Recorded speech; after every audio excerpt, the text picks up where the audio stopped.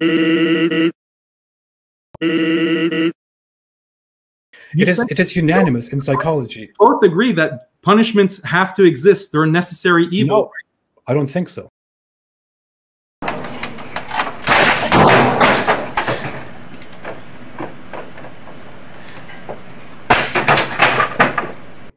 Then where are we going to put the rapists? Corrective behavior. All those Muslim immigrant rapists, where are you going to put them? Corrective behavior. Where? They don't want correct them. Corrective facilities. We should. I don't think that a Muslim who is caught raping somebody in the West, in Germany or in America, should be put onto a board or whatever it is and lashed 100 times. That is absolutely horrible. That is absolutely completely bigger than the crime that has been committed. That is inhuman. Talked for 5 minutes, 6 minutes, 7 minutes, and I haven't interrupted you.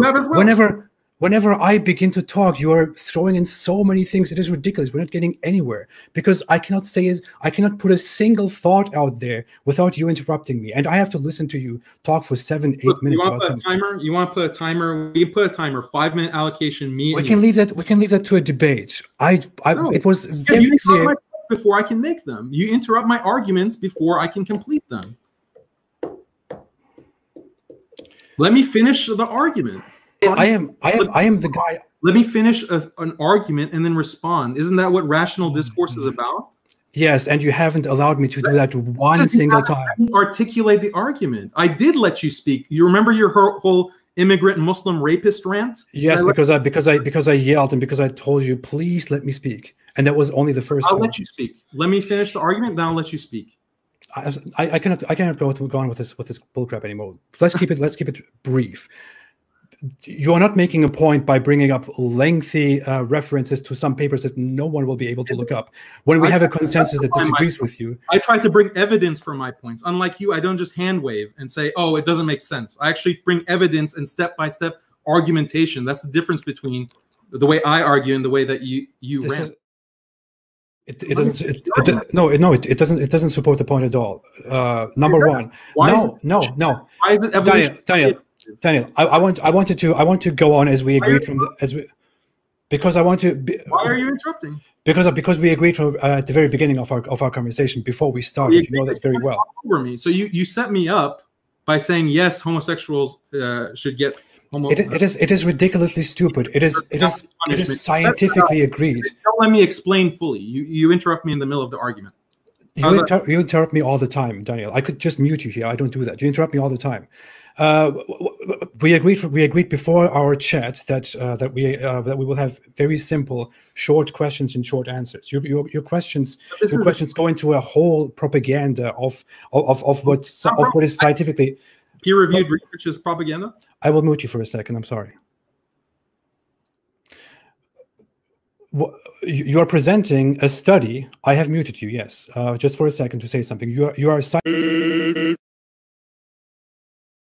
But we went into a great conversation on the history and logic of slavery, whereas I completely agree that slavery is an essential part of human history. For example, you would think that I will come with one of these typical imbecile objections and will think, oh, slavery is evil. How dare people enslave people in history? How dare the Confederates do this and Muhammad do this and do that? No, I don't think like that at all. I think that slavery is completely historically, logically justified. But modern Muslim apologetics get so pathetic that they try to downplay the seriousness of Islamic slavery. They explain how different conditions were there. Islamic slavery was different. Slaves were treated well, but they can just shut up right away. A slave is a slave, an inferior, a tool, an object, a property that you use for help. There is no justification, no excuse to this at all. I think that slavery is completely, historically, logically justified.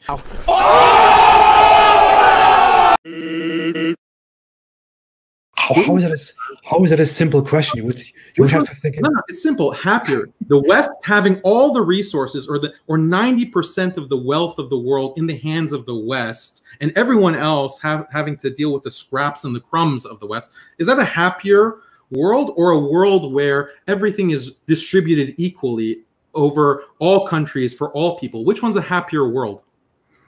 I don't know. Maybe it would be Oh, okay. I don't know. Maybe it would be if the West distributes everything equally to the rest of the world. Maybe it would be if the West dominates and the others just follow suit. I just don't domination can lead to a better, happier result. I thought you were utilitarian. No, that's not what I mean by that. What I mean, I don't understand what that has to do with our discussion, with our point. It's okay. Don't worry about it. These people become extremely impatient, extremely aggressive, extremely dangerous when it comes to sexuality. These people resort to things like talking about sex with animals, for example, which is a commonly known, very common talk in Muslim culture, where you can talk about having sex with a donkey, or having sex with a camel, or having sex with a cow, for example.